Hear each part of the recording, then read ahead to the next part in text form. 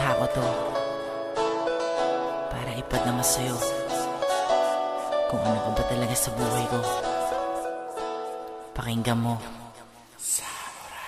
Hinatok mo ang pintuan ng puso kong sarado. Binuksan ko to at di napasok ka kahit na medyo di sigurado kung dapat kang patuloyin. Inisip ko kasi nung una baka naligaw ka rin, kagaya ng mga naunang babae na dahilan kung ba't ang pusong kinagdado na di na maramdaman. Mga pasakit na dinulot nilang ayaw na maulit, nasyasagi ng takot o kaya di na umibig. Pero nagbago ang lahat nung di dumating. Inilawan mo ang mundo kung binalot na dinin. Tinanggal mo mga tinik na sa puso nakapaon. Pinunasan mo ang bawat dugo at sinabi mo, mula ngayon hindi ka na mag-iisa. Pinapangako ko sa'yo, di na muli mababasa mga mata ko. Ang gagamot sa puso mo, puno na ng pasa. Kaya ito ako ngayon sa'yo, lubos ko magtiwala.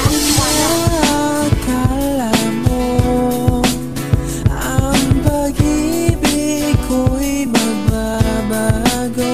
Itaga mo sa mundo, dumaan man ang maraming Pasko.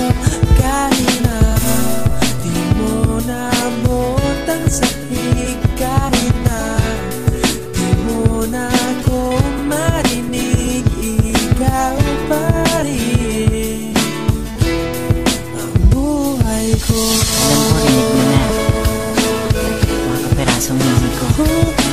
Bigyan ka lang, hindi pa ako tapos.